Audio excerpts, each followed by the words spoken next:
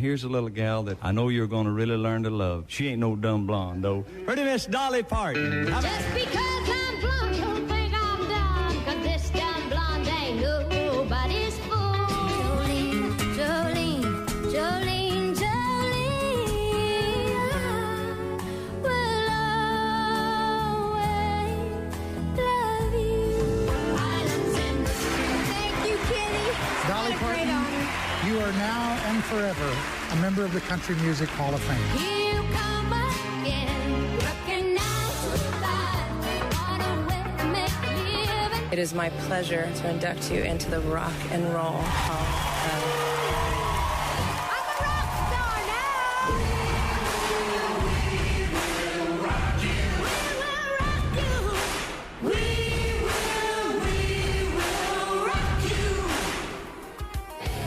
you. Yeah. Yeah. Dolly Parton. Been struggling with health issues for a while now, and yesterday we got the sad news that she passed away. She died at the age of 80. Montage there of some of her more well-known songs, including Jolene and Working 9 to 5 and Pink, inducting Dolly into the Rock and Roll Hall of Fame. She had a rock star album where she did a bunch of covers of rock And that was in the last tunes, decade when she was in her which 70s. Yeah, just not too many years ago. So Yeah, she was a brief battle with cancer. I mean, obviously a career that spawned not only country music, but pop culture and film and television and business and philanthropy. And Yeah. started the Imagination Library, the literacy program that provided free books to kids around the world. which, by the way, is where the family would like people to donate money if you want to buy flowers or send cards to Dollywood or whatever. They're not going to stop you from doing that, but they'd rather you make donations to the Imagination Library. 11 Grammy Awards, an Emmy, an honorary an Oscar, and over 300 million books. And beloved, like one of those celebrities that Yep. everybody loved. Not too many of those existing in this day and age. There's plenty of people out there who are super famous, but definitely have some skeletons in their closet or maybe have some bad habits that are, not well liked by everybody. But you'd be hard pressed to find someone who. Now, look, you may not like her music. You may not enjoy country music like me, but you can't deny that Dolly Parton was a amazing human being for all intents and purposes. Right, and grew up, the whole story, right? They grew up on the, dirt poor and the banks of, the Pigeon River in Tennessee, and then went on to, do all the things. And following the death of her husband not too long ago, a couple of years ago, in a brief battle with cancer, really didn't talk much. Remember when her sister, last year, was like, didn't want to give up any information. Real and, sick, and she might die. And then Dolly came out a couple days later and was like, she's over exaggerating, but she never really came out of that in a public way after this last year. She's been, kind of hold up, if you will. So that her nephew announcing it yesterday afternoon. We'll continue to talk about Dolly Parton this morning on a Hump Day edition of the program. We want to hear from you as well. Head to rockmornings.com for all our contact info. Let us know where you're working today on a Workforce Wednesday. Going to get to our One Gotta Go Wednesday. Giving up something forever. See what our choices are. Bad news, happy music later on. Also going to talk about eating at your desk, which a lot of us do. Almost every day. Yeah, very guilty of that. You may want to rethink that. And apparently, I've got to stop taking afternoon naps. Because you heard something, read something, saw something, had a dream? It was a bad experience? What happened? A recent article that I just read this morning actually says that 3 sleep habits that are now tied to a greater risk of hemorrhoids includes napping during the day. Better watch out. I'm not quite sure how my naps somehow intersect with hemorrhoids, a greater risk of getting them. I didn't really read the article. I just saw the headline. But basically, insomnia. Who's doing these studies, by the way? I don't know. But, who's like, how can we find out more about hemorrhoids, right? Who's getting a grant from the government for hemorrhoid studies? Insomnia, which a lot of people deal with, was found to casually increase the risk of hemorrhoids. Well, yeah, you're not getting a proper amount of sleep. All your stuff is going to go bad. Casually could. Well, everything gets casually worse when you're not getting the right amount of sleep. You could casually get more colds, or you could casually fall down the stairs. If you casually sit on a tree stump 8 hours a day, you could get more hemorrhoids. You know what I'm saying? Insomnia found to casually increase the risk of hemorrhoids, with genetic data showing roughly 23% higher odds of developing the condition. All right, So we'll that's talk about your napping habits. then longer sleep duration and daytime napping also independently linked to greater hemorrhoid risk. So people who sleep for 12 to 14 hours instead of the recommended 8, and then people like me who take daytime naps. What if you nap at night? Is that tied to it as well? Try napping on your stomach. I don't know what to tell you. I have no idea. Daytime Flip napping over, Brian. linked to a higher risk of developing hemorrhoids, swollen, painful veins around the lower rectum. Yeah, we know what that is. We know what that is. Okay, the you don't donut have and to the go- bad you don't have wiping to and all go that do it. stuff. Go Yeah. through it. Hemorrhoids far more common, by the way. Sleep standing up. By 2010, they'd become the third most common outpatient digestive diagnosis in the U.S.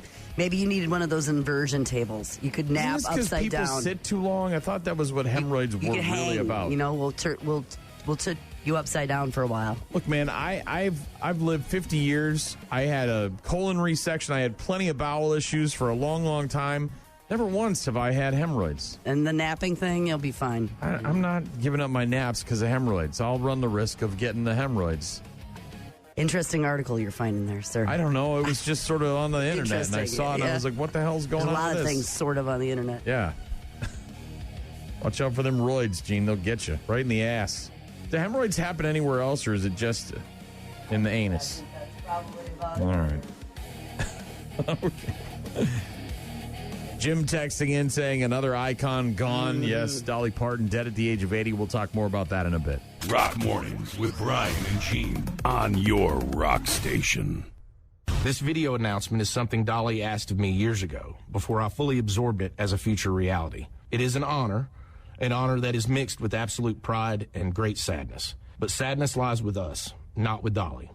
Dolly has lived in the light and is in the arms of Jesus, surely met by Carl, her parents, and countless others who have watched her and longed for her to meet them in the heavens. She has always been on your television, your record player, your CD, and on your phone playlist, becoming an extended part of your family.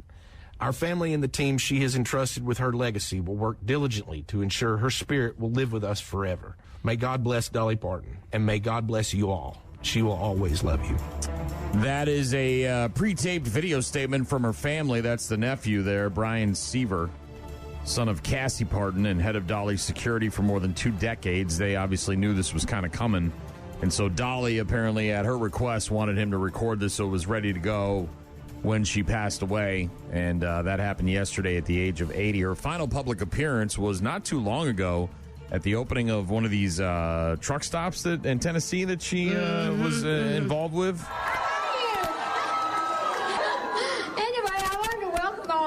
And say thank you for coming. We're very excited about our truck stop, the Tennessee and Travel Stop. I'm sure some of you are wondering why I wanted a truck stop. Well, I couldn't leave it to beavers. It was late June, I believe, the 24th of June, a ribbon-cutting ceremony, a brief final public appearance for Dolly Parton, the Tennessee and Travel Stop. I'm sure that business is going to tick up there, along with Dollywood and all the other things that she's got her name on. But looked and sounded really well. There were some microphone issues there, but Dolly Parton, again, dead at the age of 80, dying yesterday. She was once asked how she'd like to be remembered. Well, a lot of people ask me, what I want people to say about me 100 years from now. I want them to say, golly, she looks good for her age. Their marriage was just so interesting, her and her husband. Yeah. They met at a laundromat. She was doing laundry in Nashville on a Saturday morning, and after she graduated high school, and she walked outside to get a cold drink, and here's this Nashville young man, and he pulls up on the sidewalk and mentions that she might get sunburned, and they get married. He ran an asphalt company and a driveway paving company for years and years and years and years and years. He saw her perform live one time. Can you imagine being married to Dolly Parton? And whatever, he wanted to be super. Yeah, I do wanted me to be super private. He avoided all publicity. Rarely accompanied his wife to any public events. Maybe he's married Aaron Rodgers. He visited Dollywood by himself and would tour the park unrecognized. Well, you couldn't pick him out of a lineup if you didn't know. He's some guy, right? Yeah. And she loved his romantic side due to health issues. They never had children, but they had her younger siblings, and then oodles of nieces and nephews and grandnieces and nephews, and really took care of her family, her brothers, their whole extended families. But their marriage super interesting. They were married for years and years and years and years and years and years, and you never even knew what he looked like. No. Obviously, a lot of people in our country and worldwide are mourning the death of Dolly Parton. One person who's probably celebrating a little bit is the owner of the 49ers, Jed York, because now his story gets pushed to the back burner. You are a smelly pirate hooker. More info coming out about his arrests tied to a prostitution sting in Ohio at a trailer park. He used a fake name, a pseudonym, when he contacted a fictitious prostitution ad. He, by the way, contacted the person 3 times. The incident report said that Jed York referred to himself as Joe. The ad was created by an undercover officer, resulted in the officer offering to meet York in the trailer park there in East Palestine, Ohio. The owner inquired about sexual services, was told that full-service sexual activity would cost $160, with unprotected sex costing $20 more. So for $180, you can raw dog it in a trailer park in Ohio. York was arrested in a sting operation at the trailer park, which he drove to in a rental car while carrying $160 in cash. Yeah. He didn't have anything for a tip. No money for a tip. At least he was going with the protected sex, I guess. He wasn't going to pay extra for the upcharge. York pled no contest to charges of disorderly conduct and possessing criminal tools. It's just anyways, and apparently the guy that owns the landlord of the trailer park said that this guy didn't actually pull into the trailer park. He just kind of stopped along the road, circled, maybe he kind of knew something was up. And anyways, they ended up bagging his ass, and he's probably very thankful that Dolly Parton passed away, because now he can kind of fade into oblivion, as Mike. We'll see. As Mike Tyson would say. Strange news out of Portage, Wisconsin, as a bunch of kangaroos got out, and a couple of them got killed. I'm not sure if you saw this. 4 kangaroos escaping from a trailer on I-39 near Portage at about noon yesterday, or earlier this week, what was the 23rd? What was that, Sunday? Yeah. After their owners stopped to transfer the animals between vehicles. So this was like a drop-off. Maybe somebody was transporting them. I don't know if they were part of a rescue, but 2 of the kangaroos hit by vehicles on the northbound on-ramp from Wisconsin 78 to I-39. Those 2 did not survive. The owner recovered 1 of the animals. The 1 kangaroo still remains unaccounted for. State Patrol asking drivers not to stop on the interstate to look for the missing animal. But apparently this kangaroo is still out there on the loose in the Portage area. Running for its life. State of Wisconsin is not going to charge Elon Musk with any crimes related to an election bribery complaint. Now we remember this, right? He was buying people's votes, essentially. Wisconsin Elections Commission referred 2 complaints last month to the Brown County District Attorney's Office over $1 million checks that Musk handed out during the 2025 Wisconsin Supreme Court race. Deeply involved in the effort to try to get control back of the highest court in Wisconsin. The complaints were brought by voters in Milwaukee and Green Bay. Musk handing out checks at a rally in Green Bay days before the election. And 2 weeks before the election, Musk's political action committee, the America PAC, offered $100 to voters who signed a petition in opposition to activist judges, or referred someone to sign it. But it sounds like they did an investigation and decided they're not going to try to do anything with Elon Musk here in the state of Wisconsin. Texas Roadhouse is answering online allegations that employees are tampering with the food of black diners. Apparently some racism, spitting in their food. Calling the allegations a hoax, saying it's hiring a third-party firm to investigate them. In a now-deleted social media post allegedly shared in a Facebook group called White and Proud, one user named Nancy Smith said they worked at an unidentified Texas Roadhouse location and was in a pact with the other white servers in the restaurant to tamper with black diners' food. Obviously, they are going to investigate that. Again, they say they have hired a third-party firm to investigate these claims. Unclear whether or not that page that posted the message is real or a parody account. I was just going to say, some person Yeah, that both Texas Roadhouse and Logan's Roadhouse apparently planning to lick their fingers and touch their food before serving it to people of color in their restaurants. Yeah, they, for what it's worth, they're having this investigation. They also believe it to be completely unfounded and take every accusation against their brand seriously. So they have to investigate it and figure it out. But so somebody can just... Well, yeah, you can just make a fake page. You can make a Facebook page. You can post videos and say whatever you want. And they'll look into it. But, they're saying it's unfounded and disgusting. And we head to my neck of the woods, Bangor, Maine, for our latest breakdown on camera. I don't know why they didn't switch from this guy. They just let him have it. I don't know, how TV works necessarily. But you think that someone losing it this badly, they would maybe cut to a different camera, like an anchor, or go to a commercial. No, this was the meteorologist the other day from Bangor, Maine, who just absolutely lost it. Sorry, we're having a little bit of a scene off screen, and resulting in the chance for a few fans of storms in some spots. We got to finish up this weather right now. I've never had this happen before. Oh, jeez. All right, let me get it together real quick. Nope. Josh, please take it. What happened to professionalism, Patrick? Thanks, buddy. So this is a meteorologist for a TV station in Maine, WABI. His name is Patrick Osborne, and it went sideways on Sunday, lost it in the giggles, and then the next day, of course, he went super viral, and they started to ask him what happened. Yeah. They got him on the desk along with the anchor and said, "What the hell's going on, dude? What was the breakdown yesterday?" Okay, so, oh my goodness. Kudos to you for trying to keep going. Let's count 7 days. So what happened?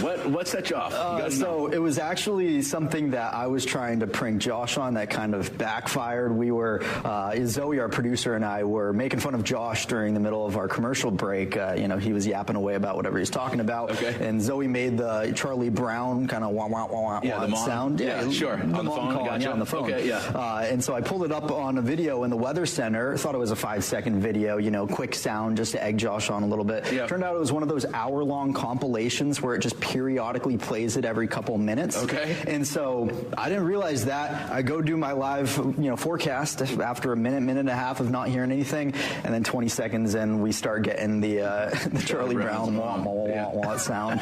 And I tried to get through it. Josh had to leave the studio. I was able to contain myself, but when he came back and we heard it one more time, we just started losing it, and the rest is history, as they say. Well, it's fun. He's going viral for a fun reason. He's giggly. Oh, geez. I like that. Oh, geez. When I first saw the video of him laughing, I was like, oh, here's what happened. Somebody at work found out that that's what this guy sounds like when he laughs. Yeah. And so they made it their job, their duty to make him laugh on air because it's hilarious. But no, apparently they were watching some kind of Charlie Brown thing. Giggling fits. Yes, ma'am. We were playing hangman. Studying? Oh, yes, ma'am. You're absolutely right. We should have been studying. Yeah. Apparently the womp, womp, womp, womp, womp from Charlie Brown is what got him going, and he couldn't stop. Mm-hmm. Giggling fits are real. Oh, I know. I had one in studio years ago. I thought I was going to vomit. I legit thought I was going to get sick. I couldn't get breath. I couldn't get a breath in. I was dying. It happens. That's good stuff.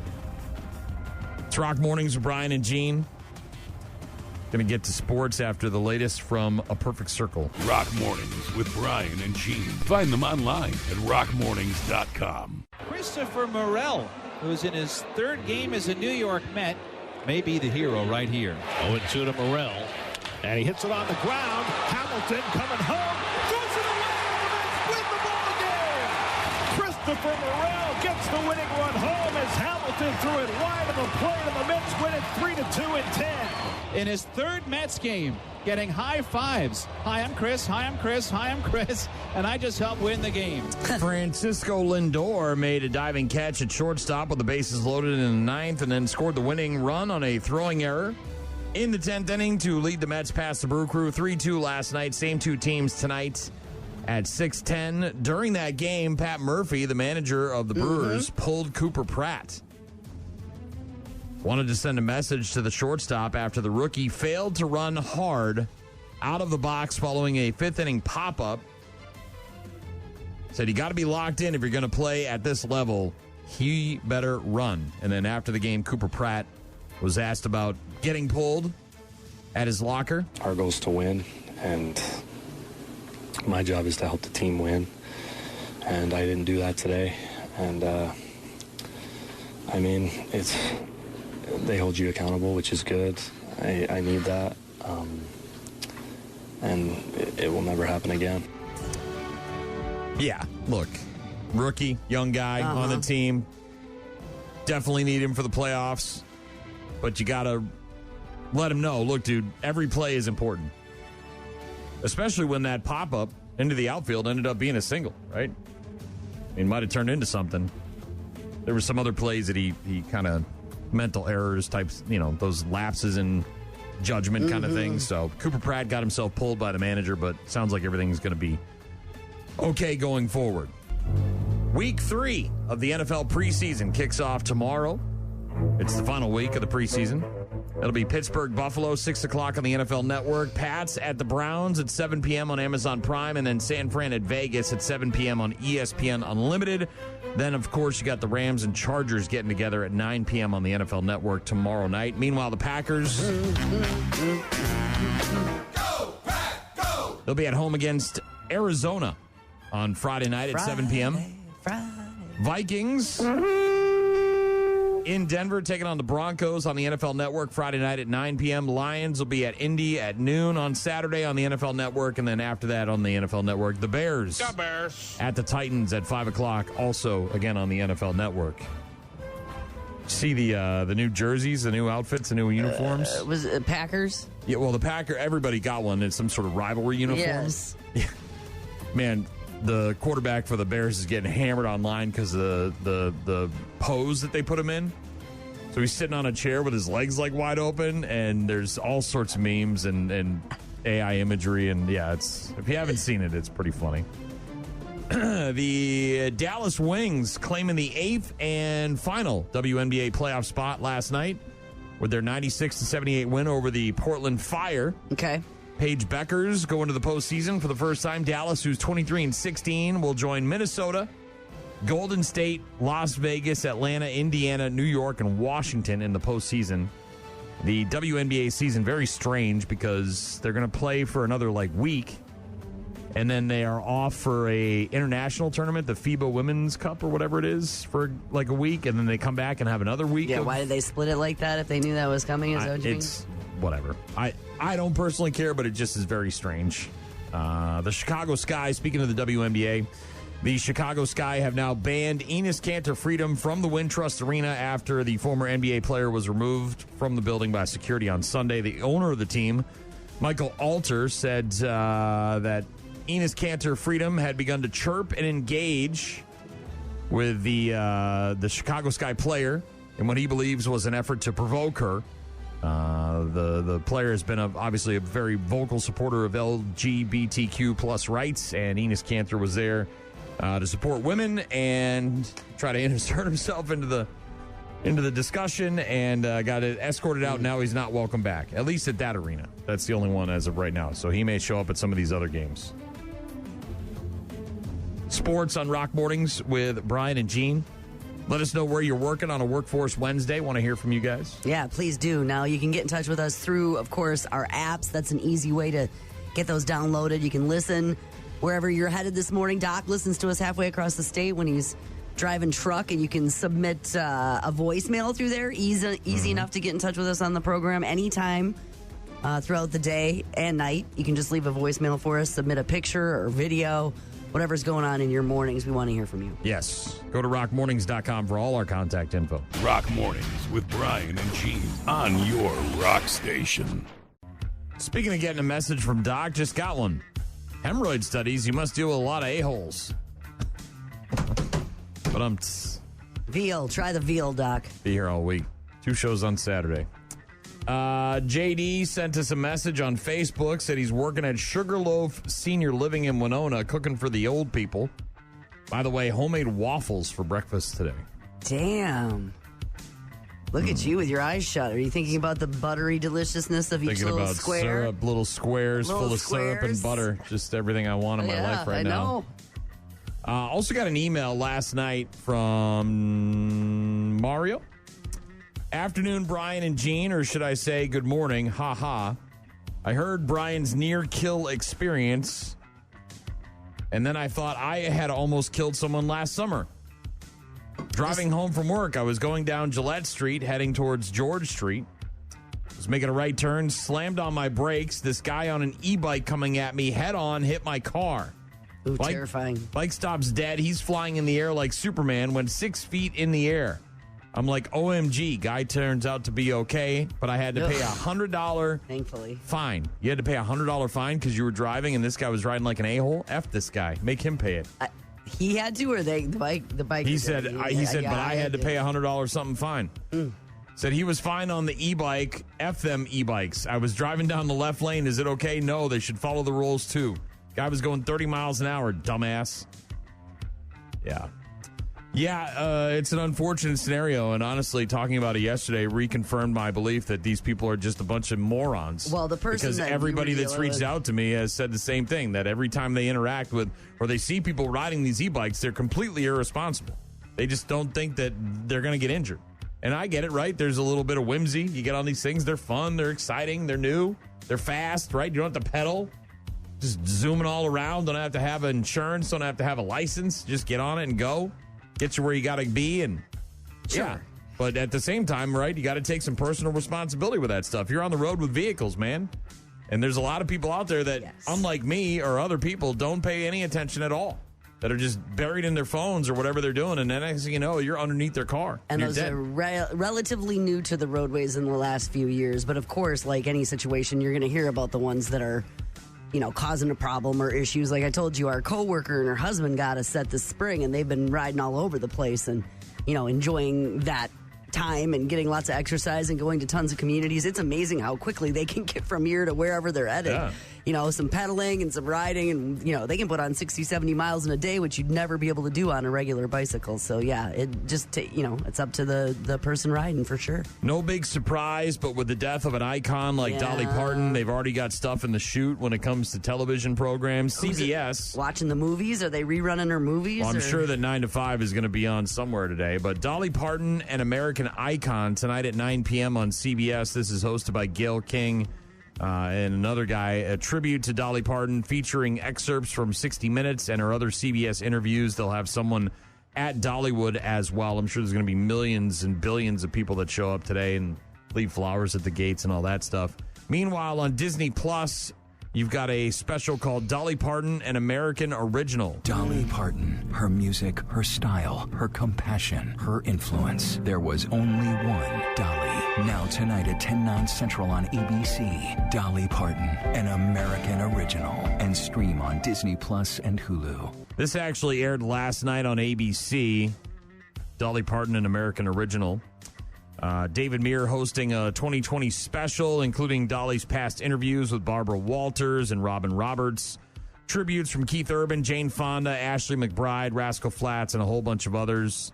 You've also got that streaming now on Disney Plus. New episode of America's Got Talent, the quarterfinals on NBC. Also a new episode of Jeopardy Masters on ABC, the quarterfinals of that. Over on Fox, it's a new episode of The Nation's Dumbest. We haven't determined who the dumbest celebrity is yet. It's been going on for weeks and weeks and weeks. The 5 remaining celebrities trying to avoid being named the dumbest in the nation include Anthony Michael Hall. He's in the running. Former NFL quarterback Matt Leinart, JoJo Siwa, who's my vote for the dumbest. Alec Baldwin's wife, Hilaria Baldwin, and then some TikTok guy named Chase Hudson. Okay, they're still in the running, all of these people? Those 5 are the last 5 to be left, and so one of them is going to be the nation's dumbest. Episode 5 of Reacher is on Amazon today, season 4. Also, episode 4 of Ted Lasso, season 4 on Apple TV. And on Disney Plus, you've also got a Dark Mirror spoof of The Simpsons called Yellow Mirror. Watch this. You found the baby's on switch. Disney Plus has 2 twisted tales from The Simpsons. Anything can happen in the Yellow Mirror. Hello, humans. Why don't we settle and use our incarcerated voices, okay? My life as I know it never existed. Well, that sucks. On the plus side, it's Fish Stick Friday. I still can't believe the Empire struck back. You think the Jedi will ever return? No freaking way. One tap brings you right back. The Simpsons in the Yellow Mirror. Streaming August 26th, only on Disney+. The Simpsons Yellow Mirror, a spoof of Dark Mirror, on Disney Plus today. Jelly Roll continuing to host Kimmel all week, I believe. Nathan Fillion, Juicy J, and I don't know, some other people that I've never heard of. That's on tonight. There's a new Avengers movie coming out in December, obviously. Mm-hmm. Avengers Doomsday. Mm-hmm. And Marvel is going to re-release, because how do you make more money? You put Avengers Endgame back in the theaters so that you can get ready for it.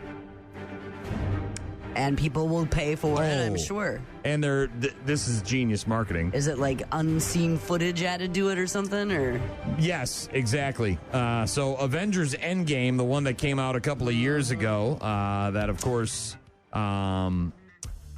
is sort of the prequel to Avengers Doomsday. We've had a bunch of other movies since then, but along with the re-release comes 2 new popcorn buckets, Iron Man buckets. These things are going to be well sought after. One of them is Iron Man's helmet. The top opens up for your popcorn, and an LED light in one of the eyes projects the phrase, "I love you 3000," which is what Tony Stark said to his daughter in the movie. The other Iron Man popcorn bucket is the Infinity Gauntlet with all 6 Infinity Stones that also light up.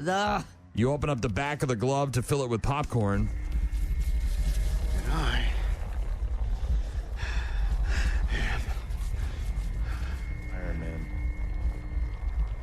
Iron Man. Hell yeah. The re-release of Avengers Endgame will also include some new footage. Yeah, a few minutes anyway. A sneak peek at Avengers Doomsday and a new post-credit scene, which the Marvel fans love. Yep. That the director says is critically important for the new movie. Yep. Slightly altered and extended version of the already epic film. So just a little bit of some unseen footage, a little bit extended, and then that, post-credit thing. Might have to check that out, 4 Gene. minutes, by the way. That's all the extension is. That's fine. 4 minutes. That's 4 minutes I didn't have before. Yep. So don't expect any radical changes to the storyline in Marvel Cinematic Universe. 4 minutes. But yeah, you get the extra 4 minutes. Unfortunately, our trip to Disney is not until December, and we have no plans to go to Universal in Orlando, but if we were going earlier, I would definitely do the Ozzy thing. Have you heard about this? No. Is this the hieroglyphic kind of thing, or is this like where he's singing to you? Is this Universal hieroglyphic? Are you talking about like a projection where he's AI? Yeah, kind of Avatar singing to you. And hieroglyphic. I mean the things in the pyramids. That's not what I meant. No, Universal Hollywood and Universal Orlando are bringing the Prince of Effing Darkness and his music to their Halloween Horror Nights. I'm Ozzy Osbourne, and I'm the Prince of Darkness. Described as a living horror movie through the lens of Halloween Horror Nights, Ozzy, Prince of Darkness Haunted House will take fans on a tour through his life, which began near Birmingham, England, where he was born, to the accompaniment of Crazy Train. Guests will explore what childhood was like for Ozzy in the Osbourne Asylum. Inspired by his album Diary of a Madman, you'll weave through the decades of his life. Unique iterations of his persona come to life, from Madman Ozzy to Werewolf Ozzy to Prince of Darkness. This whole thing, they've got a video trailer that just came out yesterday. They got pictures and footage. If you haven't seen it yet, it looks pretty badass. But Ozzy Osbourne, Prince of Darkness at Universal Orlando and Universal Hollywood. Select nights, August 28th through November 1st, by the way. So most of the early part of the fall. Yeah, unfortunately, we're not heading down there until somewhere in early December, so we're not going to be there at all while it's running. But if you got plans, or maybe you got some PTO and you want to take a quick jaunt down to Universal, that'd be pretty badass. Check that out. Working in conjunction with Sharon and the family, obviously. Yeah. They're going to get their cut. Don't worry about that. Yeah, sure. I wasn't concerned too much about that, but yes. More on the death of Dolly Parton. She passed away at the age of 80 after a brief battle with cancer. We'll talk about that. We'll get to One Gotta Go Wednesday. Going to talk about eating at your desk. I bet this is bad news, and I do it pretty much 5 days a week.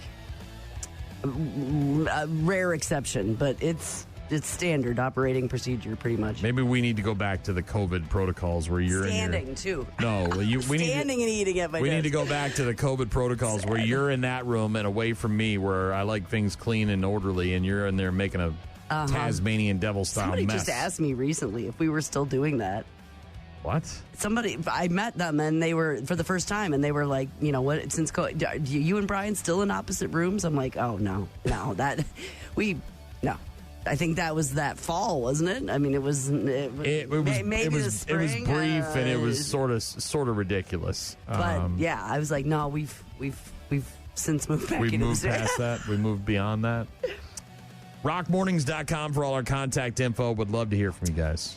Rock Mornings with Brian and Gene. Find them online at rockmornings.com. The latest from Nickelback featuring John 5, Rattle the Cage. That's a good one. I like it. I texted my guy Donut yesterday. I said, yo, man, how was the race? Looked kind of gloomy. How's everything going? And he said, I thought I was going to get this text yesterday after the show. LOL.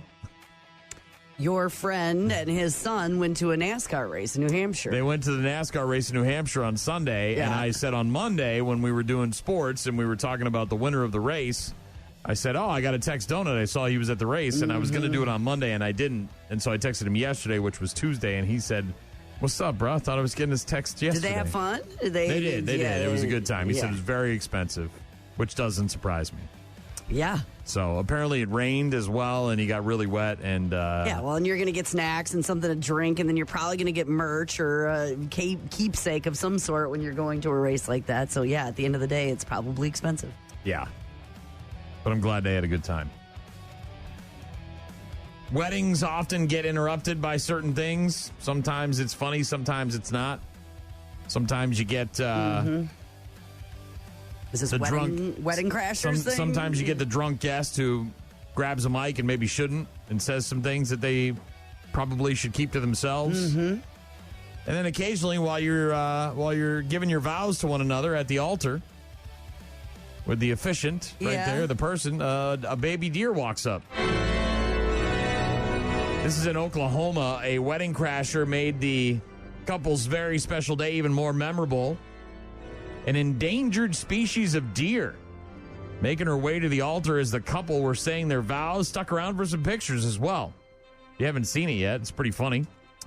Everyone on Bambi, or like Snow White, all the animal creatures coming from the woods. Everyone on the guest list flew to Florida from Oklahoma on the same plane, then took a boat to an island for the big day. So this is a destination wedding. They weren't even in Oklahoma.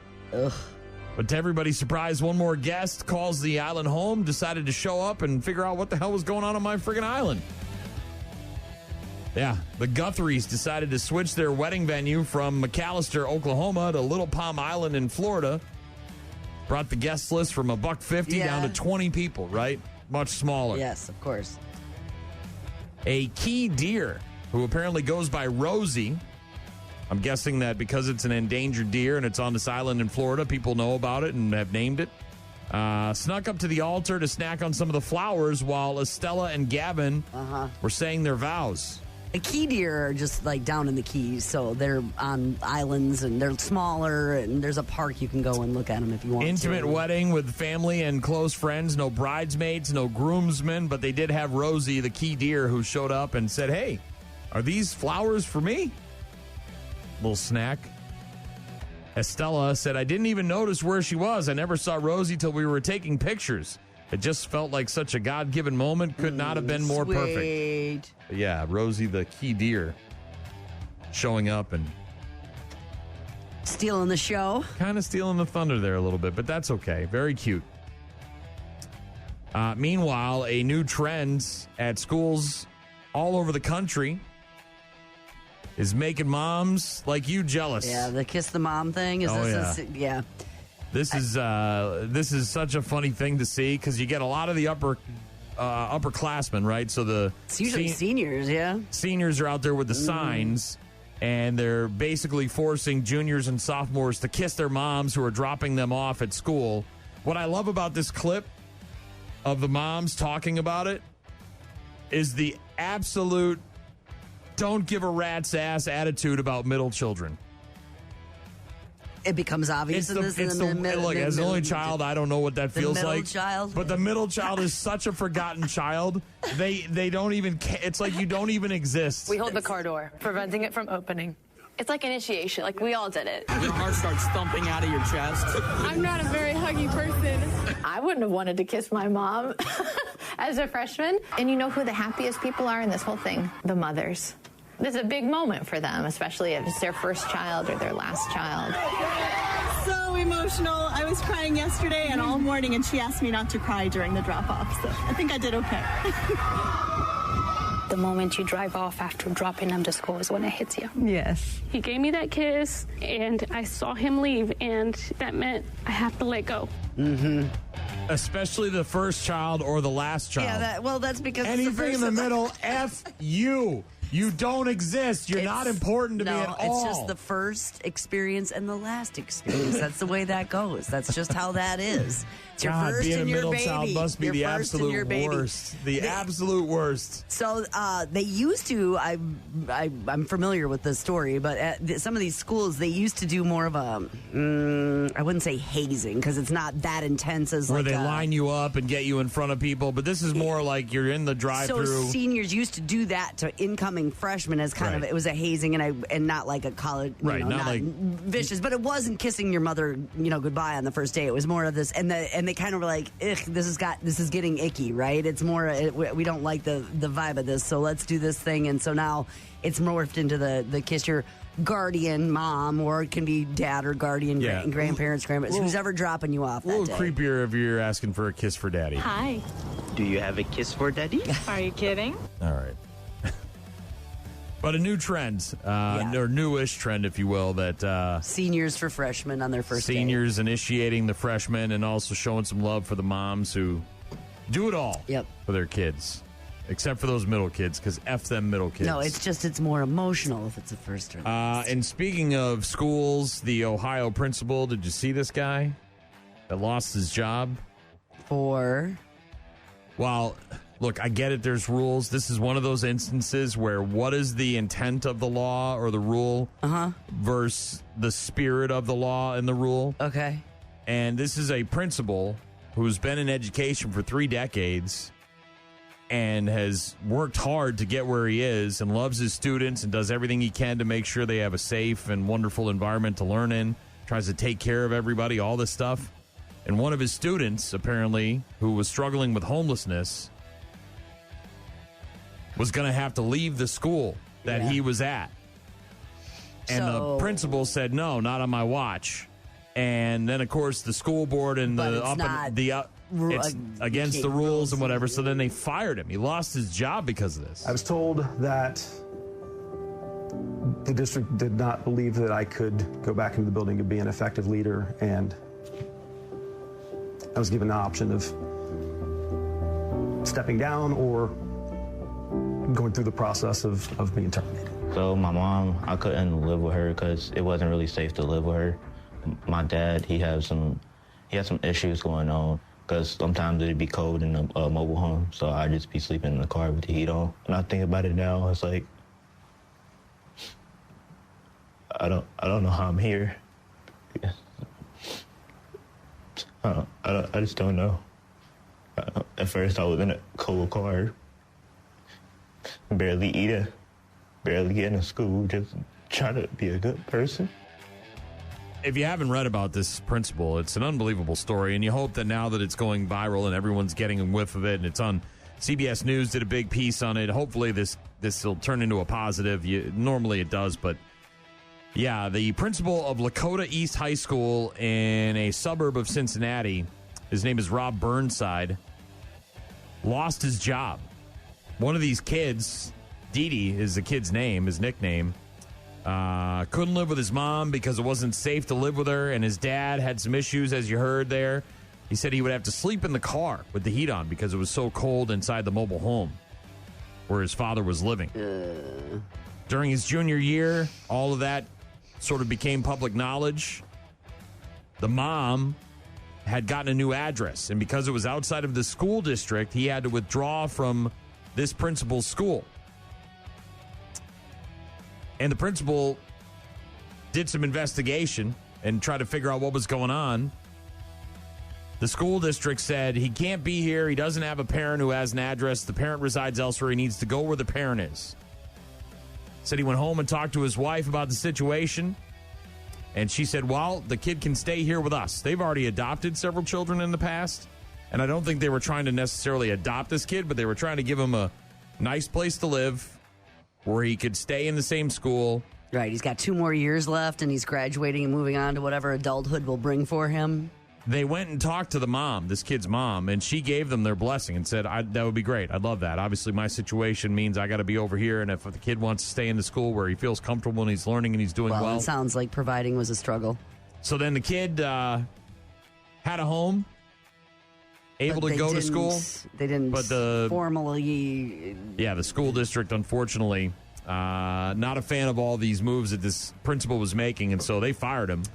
But this past May, the kid did graduate from a different high school. He ended up going, the situation obviously changed, and the kid had to go to another high school. But now the principal, again, is out of work and looking for a job, and apparently hasn't been able to get hired in this community. But hopefully, now that this story, if you haven't read about it, it's pretty interesting.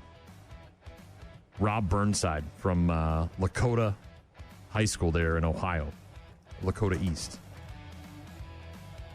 Yeah, you're right. Sometimes the rules are set up, and then, well, you have to look at the situation and say, they were set for good reasons, right? So the relationships and things, but then you sometimes you have to look at each one and go, okay, how is this being affected by that rule that's dumb?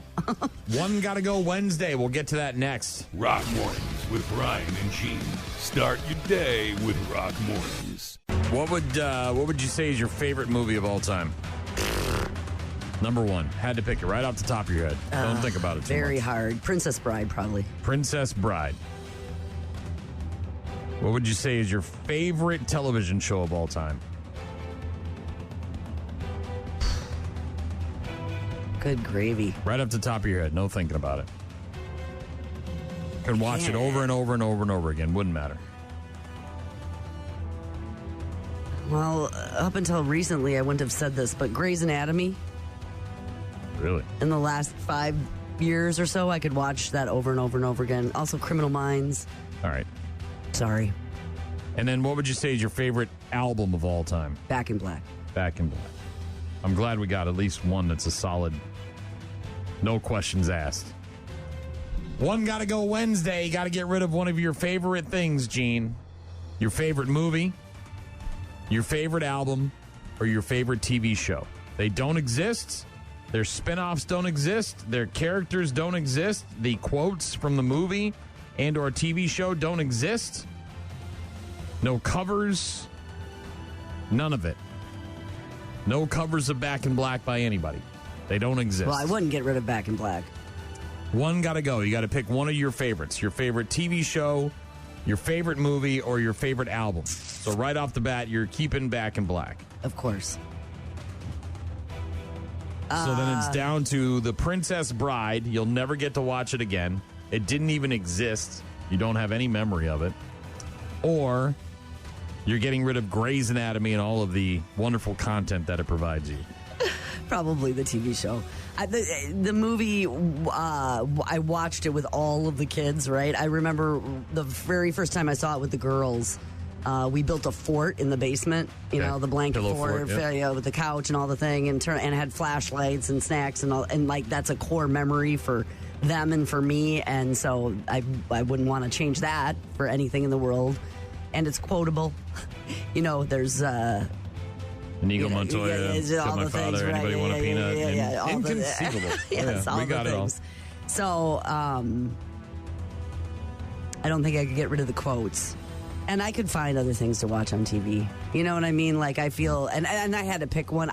If I thought about that longer, there might be other shows, but you could always find shows, I think. I mean, like, plus it's not that quotable. If I would have said, I don't know, Seinfeld or Friends or Office. Or something that's super quotes that then become part of. They're meant to have quotes. Grey's Anatomy is a medical drama. There's not a lot of, unless one of the characters has a catchphrase, right? I mean, you're probably not getting a lot of quotes. There is not a lot where it's part of pop culture, where it's jump the shark and become part of the vernacular of what people say to each other. So, one gotta go Wednesday. Getting rid of one of your favorite types of media.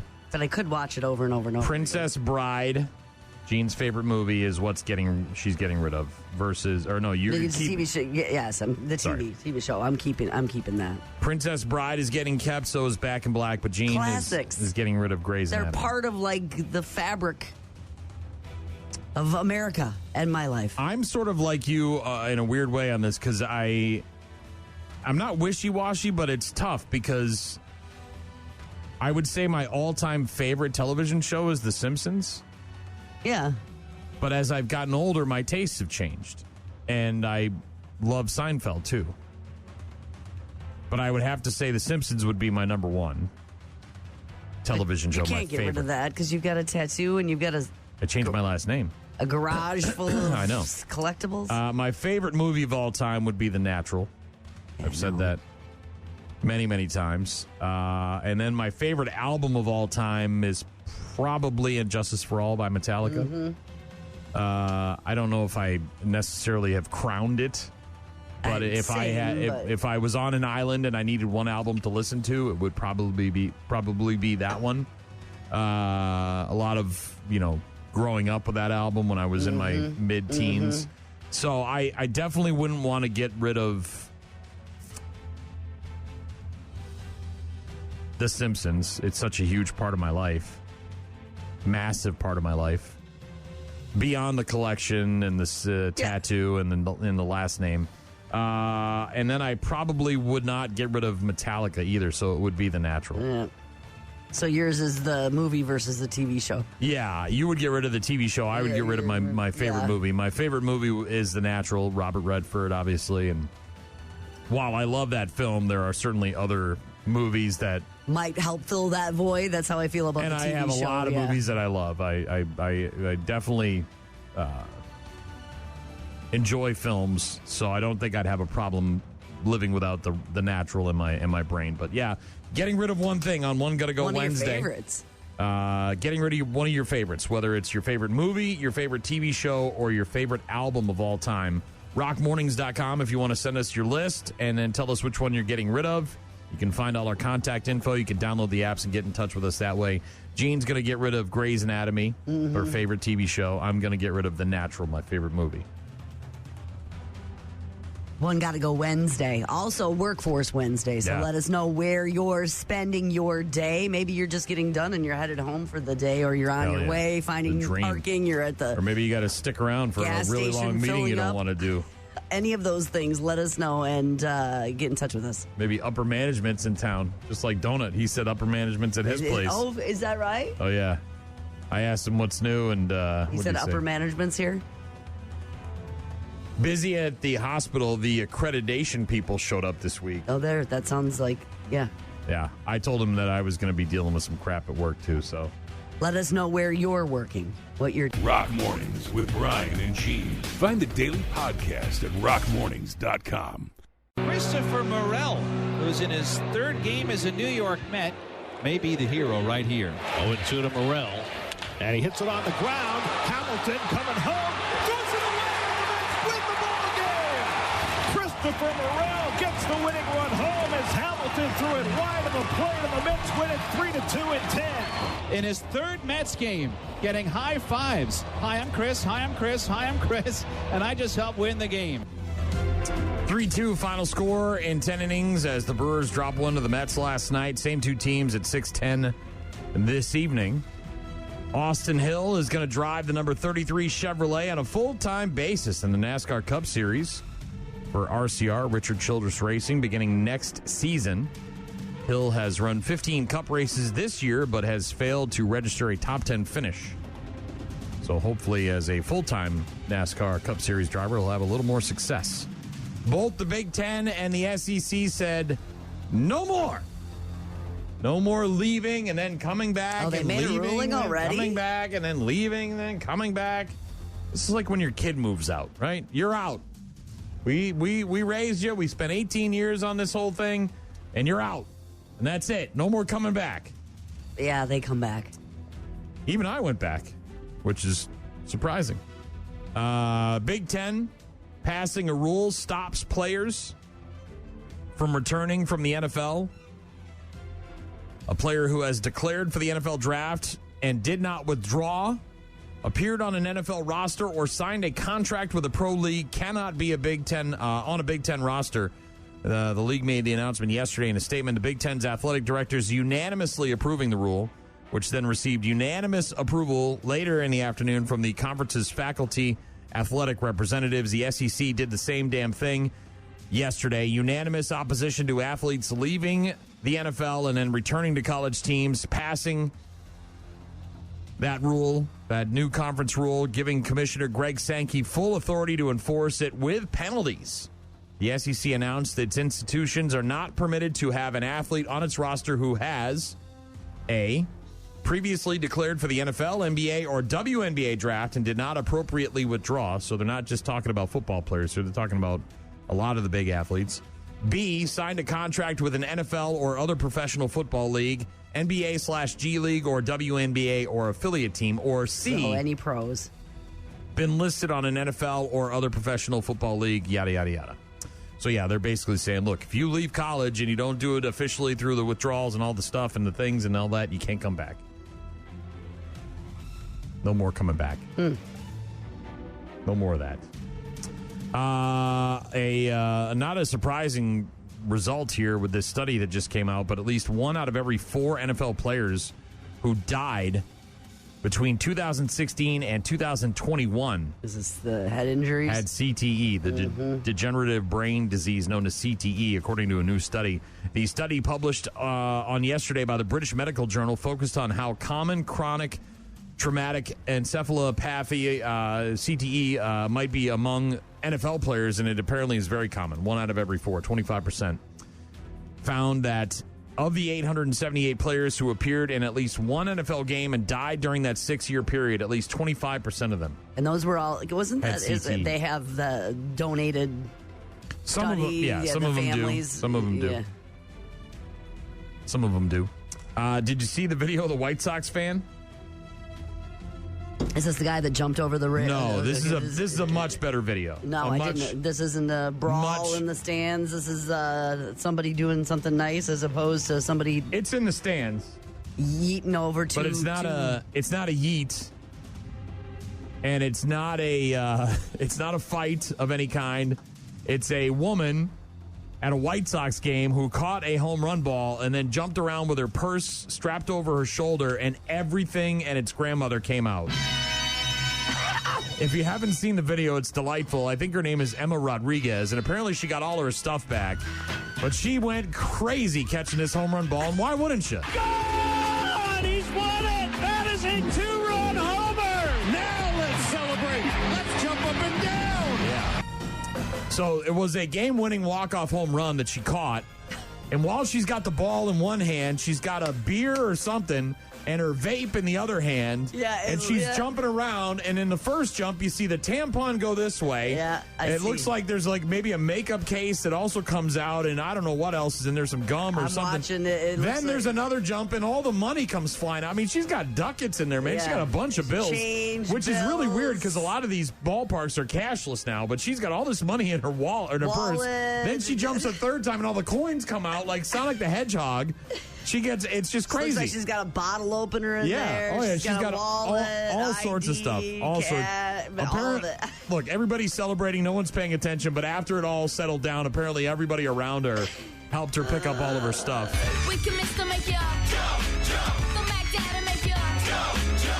Yeah, she was jumping around for sure. Maybe the bag with zippers or more of a fanny pack next time. I don't know, or something that closes a little bit better than that, because that jumping is going to be a problem.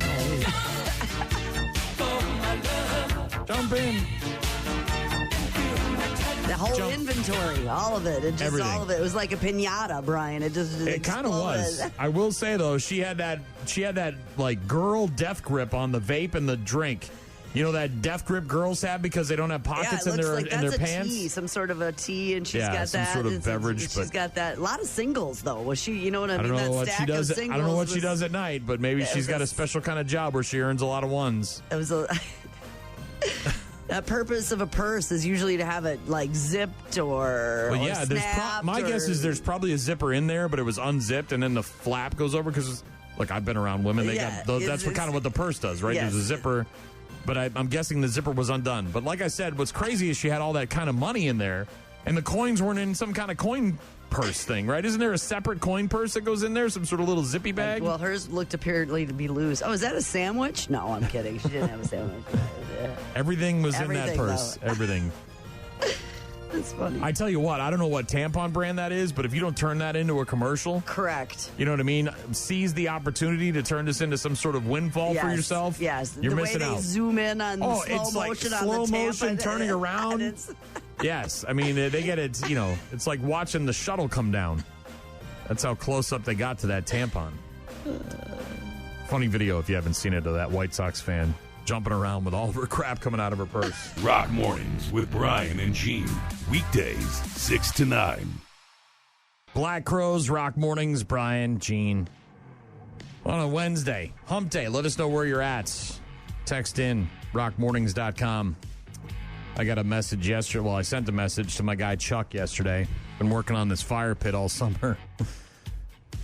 Started out with a lot of gusto, right? Had to dig the hole, fill it with rocks, and then sand, and level everything off, and then go buy the pavers, get the pavers delivered, start working on the pavers, which, by the way, is, I know it sounds like it's an easy job, but there's like 5 different kinds of pavers, and the way, I'll bring it in maybe tomorrow and show you, like, trying to count the pavers and make sure they're in the correct order is very confusing. Especially if you're one person and it's like 90 degrees outside and you're just dying of heat.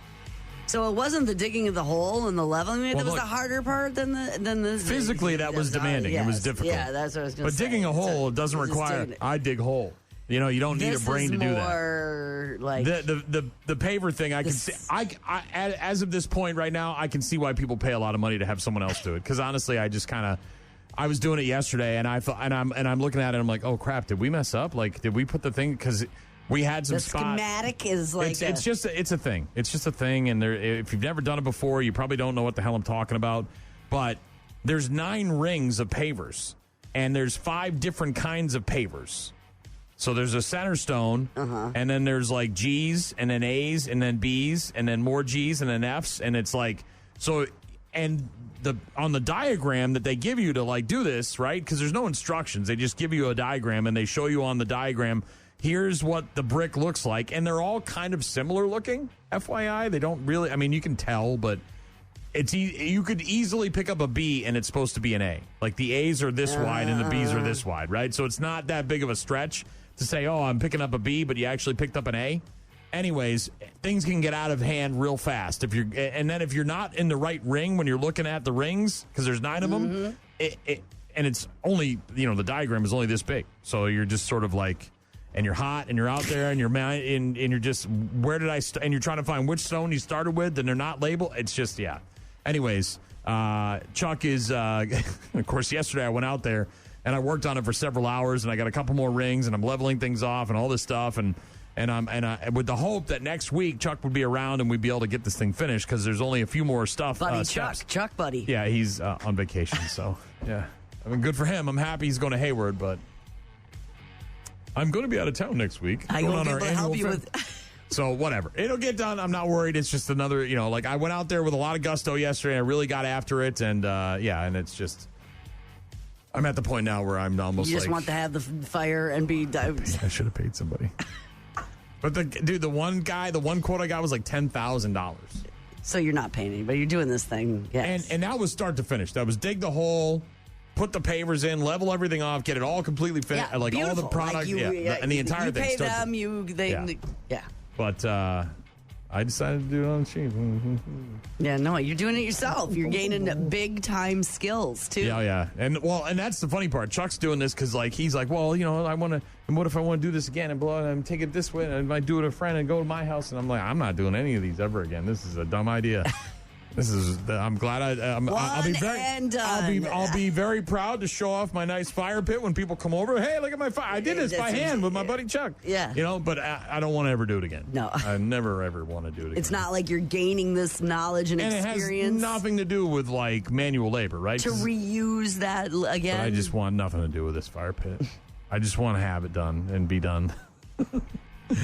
Yeah. And yesterday wasn't even that bad. Part of the problem, too, is that when you're trying to level these things off with the sand and you're trying to pound them down with the rubber hammer and all that stuff, you're crawling around on your hands and knees, dude. And it's not fun. It's not fun. Well, yeah, you don't build the fire pit at chest level. We got a text from Benjamin. His favorite album is Beastie Boys' License to Ill. His favorite movie is Raiders of the Lost Ark. Then he wonders, do I lose all the Indiana Jones or just my favorite? That would be just your favorite. And then his favorite TV show is The Walking Dead. So he's getting rid of Indiana Jones, his favorite movie, and One Gotta Go Wednesday. Thanks for sharing. He sounds like an interesting cat. Good choices those on all good of choices. those. Good choices. For sure. All good of choices. Those are interesting. One Gotta Go Wednesday, getting rid of one of your favorites, your favorite movie, your favorite TV show, or your favorite album.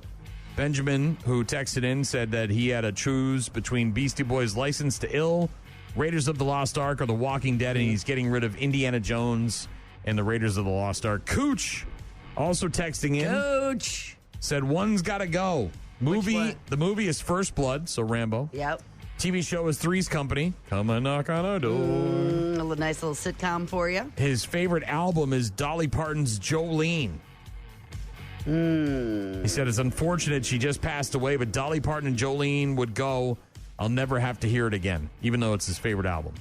I didn't realize, speaking of Dolly Parton, how many instruments she could play. Oh, yeah, she was talented. She wasn't just some, buxom blonde who could sing. Oh, no, I knew she that. Was a talented musician. She never read sheet music, but she played the auto harp, the banjo, the guitar, the fiddle, piano, recorder, saxophone, and her nails. Did you know she plays her nails in 9 to 5? That clicking you hear noise, is her nails together. I was on Reels this morning, and there's some funny outtakes from that movie, which maybe you've never seen before, because they didn't used to put outtakes at the end of the movie while the credits were rolling. They just rolled the credits, and that was it. And so some of that stuff is making its way online now, and some funny stuff with Dolly Parton from shooting 9 to 5. I'm sure. Thank you to Cooch and to Benjamin for weighing in on One Gotta Go Wednesday. If you want to let us know which one you're getting rid of, your favorite album, your favorite movie, and your favorite TV show, you can get in touch with us. Go to rockmornings.com for more details.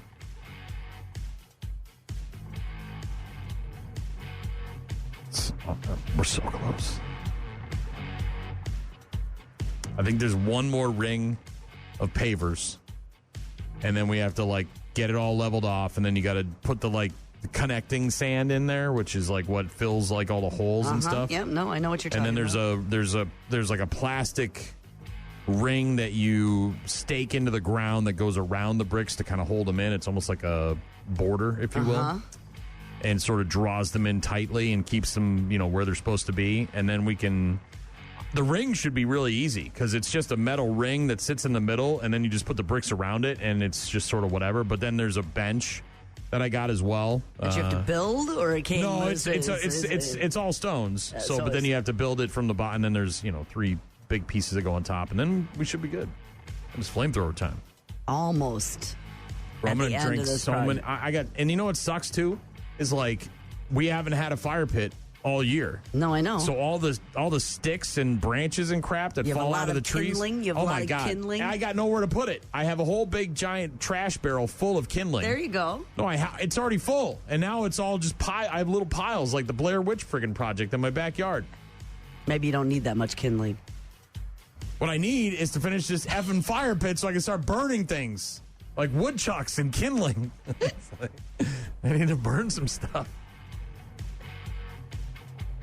I can't wait to light that thing up too. I got that for my birthday in May. Maybe finish it this way.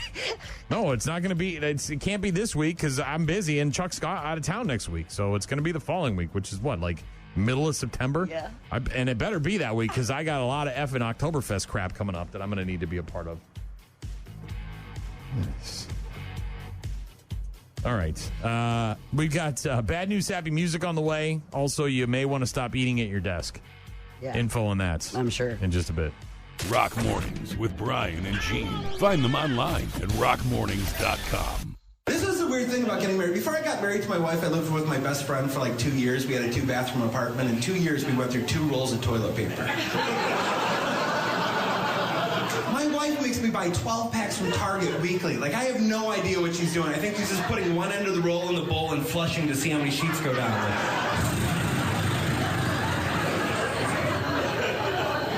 10, new record. Or I'm going to kick in the door and catch her doing origami with the little squares or something. On the sink, there's going to be a TP topiary. She's like, look, I made you a giraffe. Looks like crap. I'll get a clean sheet. Comedian Mike Bobbitt talking about his wife and her desire to use all the teepee on National Toilet Paper Day. I need teepee for my bunghole. We go through a lot of toilet paper at our house. I'm surprised you guys never went up with a bidet. You got young people that are into new stuff. Young people stuff. That seems like a young people thing. Lot of toilet paper at Have our your house. kids ever expressed any desire to get a bidet? No. They're just happy with the teepee? They're fine with that? All right. I've still never tried one. Don't know if I ever will. I'm assuming at one Go point. to Europe. They're everywhere. No air conditioning, and I got to shoot cold water up my keister? Yeah, you get to. Boy, not Europe have sounds to. delightful. Not sounds have to. Delightful. Get to. So today is National Toilet Paper Day. Dog Day, isn't it? National Dog Day, and that's as in dogs, not in dags. Dogs. We want to see You like pictures of dags? your dogs. It's also National Cherry Popsicle Day. I'm good.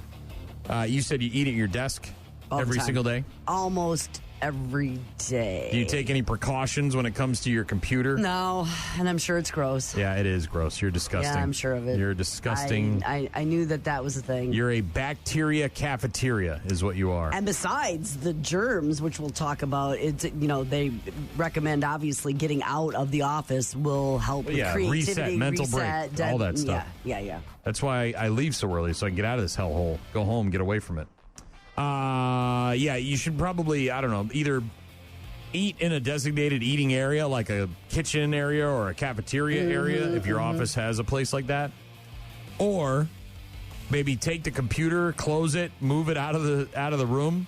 Don't leave it open because when you've got the keys and all the stuff exposed, that's when the food bits are getting in there. And it's usually microscopic stuff, and especially when you're eating with a fork or a spoon or a knife. I mean, if you've got a protein bar or a banana, you're probably not going to get a lot of sediment on your computer, on your keyboard. But if you've got noodles and you're slurping those things around or you're stirring something up or you're Salad, cutting whatever, something, yeah. bits and pieces of that you probably can't even see are getting all over your keyboard. Microbiologists are saying that typing right after eating, especially too, after eating, because you're not necessarily, while you're working and eating, your hands are touching food. I mean, your glass or your can of water. Very unhygienic. It's more unhygienic than you probably think, especially if you're using your hands instead of using some sort of proper utensil. The saliva from your fingers can end up on your keyboard, mixing with food residue. It can turn it into a bacteria cafeteria. Apparently, certain forms of bacteria can survive on keyboard surfaces for days. And before you get all grossed out, the fix is apparently very simple. Just keep some hand sanitizer or wet wipes nearby and wash yourself off, you disgusting pig. Make sure you clean your hands after you eat and also give your keyboard an occasional wipe down. Yeah, and besides all of that, which is the germs and the grossness of it all, the stepping away from the desk, obviously the experts say provides that mental reset, allowing people to return to work with increased focus and clarity. Maybe a little bit of, I don't know. You get that after lunch kind of tiredness too. You know what I mean? That kind of that. Want to take a nap? Yeah. So getting out maybe and getting away, and usually if you're eating at your desk, you're doing it because you're multitasking. You're not just eating it because that's the only place you can have your food, right? You're doing it because you're going to continue to check emails or you're going to work on that project or whatever. So having that reset of that just mindless eating where you're all, you're going through the motions of work while you're doing it. Yeah, some scientists have conducted research on this kind of stuff, putting a virus on a doorknob in an office building, and the virus ended up on most people's keyboards because people aren't thinking about that. Because they're touching the doorknob and then Right. typing. Well, and then if you start eating and there's food involved, and the next thing you know, you got diarrhea lettuce. Mm-hmm. God, I had a BLT yesterday, and I was so terrified to Yeah. eat this effing lettuce, man. I can't even tell you. I almost didn't have it. You washed it, didn't you? No, I never washed not a head of lettuce. We don't have a lettuce spinner, so I just take the top couple of layers off and call it even Stevens. And you were a little nervous on that? Well, we had first a of all, BLT the other night, it was so. an iceberg, so it was butter? No, what's the head of romaine? lettuce? What's the one that gave people diarrhea? It was the romaine, right? Yeah, well, all whole different kinds of them, Okay. yes. Well, whatever. I got a head of lettuce at the grocery store the other day. I figured I'll be all right with the head of lettuce. I thought it was the leafy stuff, the romaine stuff. Anyways, so yeah, I'm making this BLT yesterday. I'm thinking, man, do I really need this lettuce? Like, is it really going to finish the sandwich for me? Like, the bacon, the cheese, the tomatoes, the mayonnaise. I mean, like, that's all I need. I got really. the bread is delicious in there. I'm fine with all that. Do I really need to throw this lettuce on there to call it good and make a true sandwich out of this bad boy? And then I'm like wondering, like, how long does it take for this thing to kick in if you get it, right? Thankfully, I didn't get anything as far as I know. Is diarrhea lettuce going to happen Well, I would assume it happens rather quickly, right? Mm-hmm. My assumption is that probably goes through your system quick.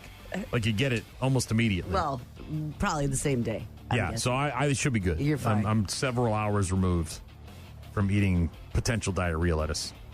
Got a text from Bobby on One Gotta Go Wednesday talking about movies, TV shows, and albums, Their our favorites.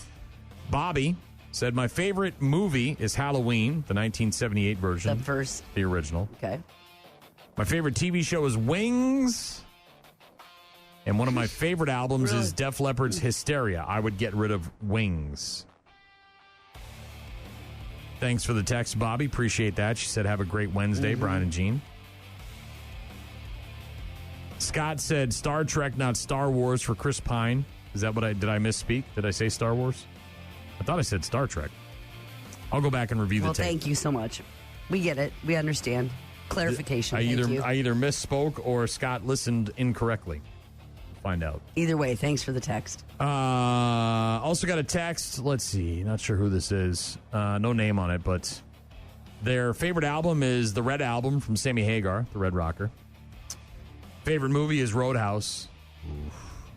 It's a good movie. It is a good movie. Favorite show There's a million, right? Favorite show is Tales from the Crypt. There you go. With the Crypt Keeper. This person would get rid of the show, the Crypt Keeper. Have too much love for my favorite movie and my favorite album. Yeah. Thank you very much for the text message. Appreciate that. It's good to hear from you. Whoever you are. Thanks for being a part of the program. Remember, you can always find our information at rockmornings.com. Download the apps, 92.9 The X, 95.7 The Rock apps. And then you can take those with you and send us a voicemail at any time during the morning or day or night. You can just send that open mic and be in touch with the program. We'd love to hear from you. Also, submit pictures and videos through the apps right now. It is Broken Mirror. Rock Mornings with Brian and Gene. More from Brian and Gene is coming up. Can I have everyone's attention? There's news. After 40 years, they still can't find Jimmy Hoffa. That's what I'm talking about. There's good news. My family is making a grant to eliminate their student loans. And then there's bad news. I have some bad news. All the crazy happening all over the world, including Florida. Florida man bites dog to establish dominance. All right, y'all ready? Every weekday morning at about 8:35, Brian and Gene hook your ass up. It's bad news. Bad news. With happy music. Happy, happy, happy. Brought to you by Dahl Toyota. Here we go. Apparently, in Albany, Georgia, they've solved all of the real crimes There's no drug problem. There's no homeless people. Everyone's housed and making $1 million a year. Every child is happy. No one has any mental health issues. Everything is fine and dandy. Is this about a lemonade stand? In Albany, Georgia. Everything is good to go in Albany, Georgia. That's the best place to live in America because they have so little crime, so little issues to deal with, so few issues to deal with in Albany, Georgia, that if someone drops $30 on the floor at a Walmart, the cops have got to get involved. Huh? A police department in Albany, Georgia, had to go on their social media to ask the public for help to identify a suspect. This is one of those, we need help identifying this person. We see it all the time. Yeah, we do. Police departments do it all the time, right? Yes. Someone usually goes into a store, they fill up a grocery cart or whatever, they don't pay, they leave, or they try to steal stuff. Or that something got wrecked or something did some damage. No, not the case. This guy just minding his own B's and N's, his P's and Q's. Shopping at a store, Walmart there in Albany, Georgia, apparently found $30 on the ground while shopping and didn't turn it in. $30. And so they went on their social media, the police department, and said, we need help identifying this suspect. Like this guy's some sort of criminal because he found $30 on the ground. Now, look, I get it, right? Some people need $30 more than I need $30. But come on, man, what are we doing here? They said on their Facebook, their social media accounts, quote, an individual dropped $30 on the ground while shopping. This individual picked up the money and did not turn it into the employees. Okay. They showed surveillance images, and they also... of this person and said, hey, help us bust this criminal? They also said they were called about the missing money. So some jabroni in Albany, Georgia, who dropped $30 at the Walmart and didn't find it, called the cops and said, hey, I dropped $30 in the Walmart. Can you guys find it for me? What are we effing doing? This is where the other number comes into place that I keep talking about. We need a number that's not 911. We need something below that. This is not a 911 issue. And I get it, right? Like, if this guy had come up and stolen your $30, that's a whole different situation. Opened your purse. That's a different scenario. You dropped it on the ground. This guy found it. We have finders, keepers, losers, weepers. There's a reason that exists. You shouldn't have dropped $30 on the ground. And now, could the guy have been fault? Well, I mean, it's not their responsibility to find it for you either. The post went viral, obviously, because most people were like, this isn't what my tax dollars are for. It's for you to track down some guy who found $30 on the ground. Good on him. The victim apparently the guy did come forward and drop off the money to the police after his info got out there. They didn't release his actual name, and he hasn't commented yet. The victim also deciding not to press charges. What effing charges are you going to charge? Victim? Victimless. That's a victimless then, crime. of course, the huge debate comes online, and the cops had to release a statement. We don't pick and choose. You know, if something is reported, it's no different than a shoplifting.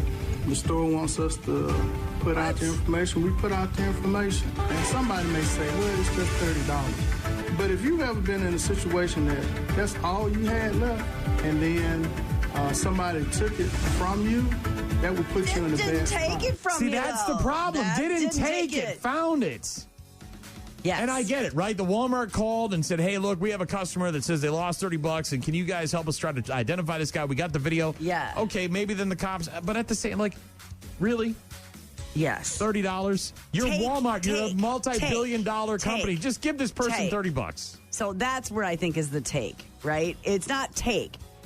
Found. Yes. Right? If they actually went into their pocket or their jacket or their purse or their wallet or took it from them, now you're, yes. But dropped it and then I picked it up? Found it on the ground. Keep the change, you filthy animal. It's ridiculous, man. What are we doing? Apparently in Albany, Georgia, though, they've solved all the crimes and now they've got to resort to this. The only thing left is to find this scofflaw who stole, who found $30 on the ground. That's what you want, right? Then you're the person whose face is all over the internet as a thief. Right. I'm just minding my business at Walmart. Lucky me, I found $30 on the ground. Right. I want some retribution for taking my reputation through the trash. Fresno, California, 2 people have been arrested in connection with animal abuse allegations after the Fresno police rescued 3 dogs that tested positive for multiple drugs. The dogs are Brownie, Baby Girl, and Veda. They are recovering at the Fresno Animal Center. The police encountered the dogs while patrolling a neighborhood, observed the animals that were in poor condition. They are Chihuahua mixed dogs, so they're small. They were taken to emergency veterinary services where the testing revealed several drugs in their system. Gross. Testing found all 3 dogs positive for amphetamine and meth. Some of the animals also had drugs including Oxycontin and Xanax in their system. I'm here to tell you about drugs and alcohol and why they're bad, okay? We've seen accidental drugs, and that has happened before. We have done things in the shelter. However, this is a case that the police department initiated. It sounds like these dogs had access to the drugs, like they were just out and maybe they were eating them, or someone was actually putting the drugs in the dogs. Yes, it sounds like that, as opposed to like they got into it by accident and, oh my gosh, I can't believe my dog ingested this, help. Yeah. But more like that was part of a routine there. Animals deserve to be treated appropriately. This is not a legitimate approach to handling animals. Yeah. The dogs are improving. One of the people was arrested, booked into the Fresno County Jail on several charges, including animal abuse and drug possession. Ugh. Gross. Mm-hmm. Dogs testing for drugs. Do you like dogs? Dogs. What? Yeah, dogs. Dogs. Do you like dogs? Oh, dogs. Sure. I like dogs. On National Dog Day. Yeah. This is kind of concerning. Anyone who's ever worked in a restaurant knows that the fry-later, very hot, burn you real quick. Mm-hmm. Not a really good idea to get up on top of that thing. When you're working at a Panda Express in Milwaukee and you're trying to clean the wall while you're open for business, by the way. A video emerging showing a Panda Express employee stepping around food, right? So the baskets and bowls and everything are full of food right there in the back in the Panda Express where you can see him cooking it while cleaning a fry station. Why are you cleaning the fry station during frying business hours? That is an after-hours cleaning project. That is not a while the fryers are on as project. I know that from experience. A guy named Paul Finger, capturing the video, said that he noticed the gentleman jump on the fryer that the lady had just put food into when he visited the Panda Express in Milwaukee in early July. The worker then started spraying the chemical and wiping while standing right over the food. I could not believe my eyes. There's video of this whole thing. I mean, you've got like dumplings and wontons and whatever that are in these baskets. They're about to get dropped down. This guy's up there standing on the fry-later on the edge. And then he's spraying these caustic chemicals. And then wiping the walls right above. Yes, right behind it, which I get, right? Fire hazard, all that stuff. But that's, again, something that's supposed to happen at the end of the night. Yeah, but then all the particles that might be coming off the wall or coming down onto the... A Panda Express spokesperson said yesterday, quote, "We acted immediately when the video was first brought to our attention." Yeah, that guy doesn't work there anymore, probably, huh? Don't they? The video, by the way, shows a female employee reaching through the cleaner's legs to drop a bowl of food into one of the fry baskets as the male worker apparently was cleaning the exhaust hood of the fry station. Ugh. Again, you can't do that during open hours. Who does no one get trained anymore? Do people not know how to do stuff? I mean, like, this just seems like... What are we doing? You... Maybe avoid the Milwaukee location of Panda Express for a little while. Let them figure that out. Get some appropriate training going on in there and cleaning as well, maybe after hours. I appreciate the cleaning. Hey, man, like I could pat all the pats on the back for that. Keep the place clean. But you can't be cleaning the vent hood while you're making the food. A popular beach in New Jersey closed to swimmers after dozens of syringes washed up on shore. Safety is a big deal. And I think that syringes, and God knows what's on them. We had no open wounds. We talked about that even before we went in, and we decided to give it a try. Plus, if there's a stray needle and you step on it, I was a little nervous about it. One beach cleanup is definitely not enough to say something's safe. This is, we can't change what's out in the oceans or what people have done in the past, but we can change our reaction to it. Manasquan Beach temporarily closed over the weekend. They found some needles on the shore.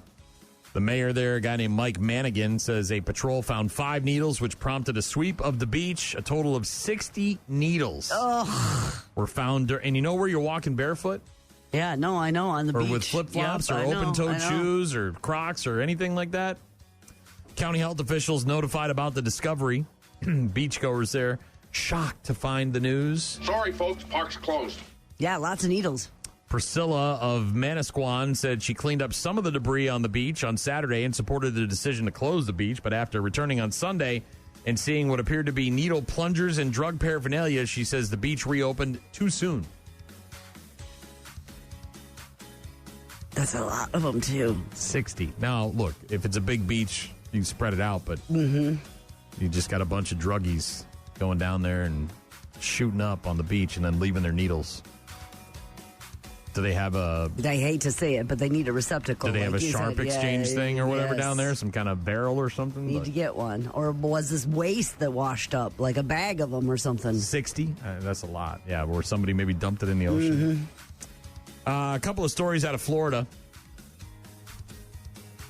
Speaking of drugs, a Florida man is accused of pouring meth into the sippy cup of a 1-year-old child that later drank from it inside of a home in Callahan, Florida.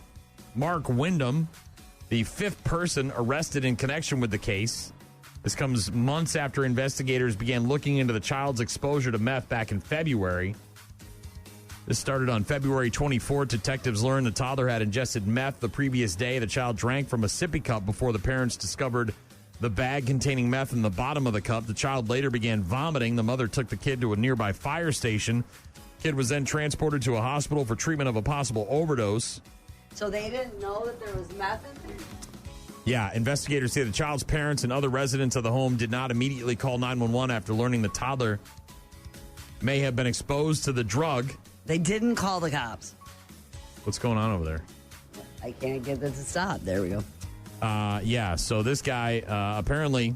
Is he like the uncle or the friend? Or I think we kind of talked about this before. It sounds like there's a bunch of people living in this house, and one of these guys is a druggie, and apparently, like, in order to, like, get rid of the drugs or hide the drugs, he put it in the sippy cup, and people didn't know about it.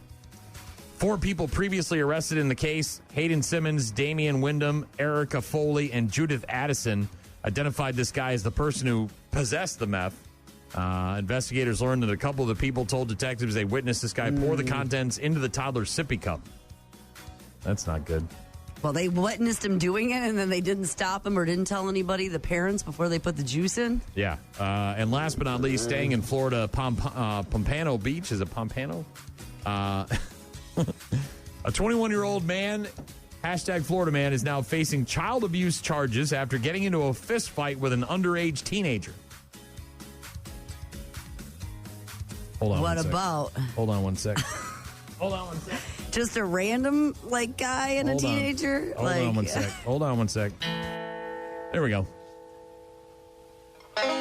This happened on Saturday inside the Chuck E. Cheese in Pompano Beach, Florida. Chuck E. Cheese, where a kid can be a kid. Oh, is this skee ball?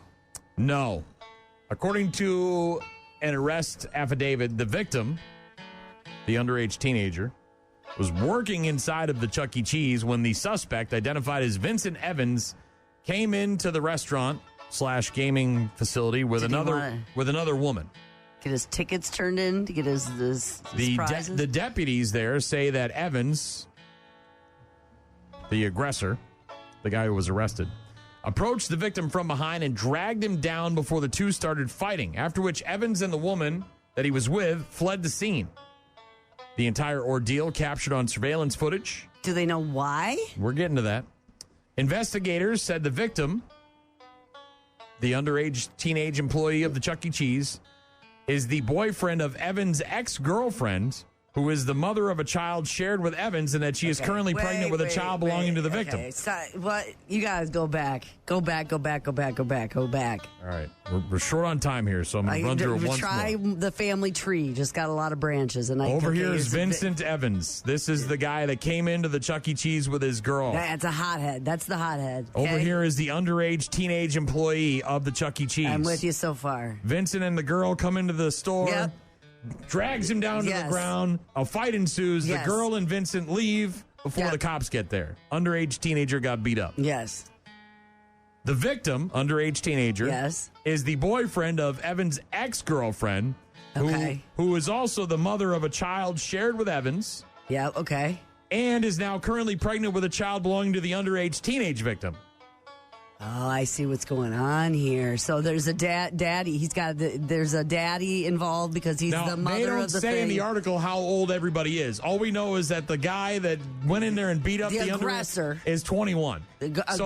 So I don't know if the girl is old enough or if she's underage too, and then this guy's getting underage girls pregnant. I have no idea what's going on here. All I know is that this one guy is 21. His ex-girlfriend has a kid with her. He's the mama baby. And now she's pregnant currently with the underage teenager. The guy who's got the... So is she also underage, or is she of age? And then now she's sexually abusing this underage teenager too? This kid's getting screwed over here, man. He's getting sexually abused and beaten up. Yes. Oh, he's got one. This guy. But the mom's got two, right? Yes. And this will be the second. They took Evans into custody shortly after midnight that night. He's facing a charge of child abuse with great bodily harm.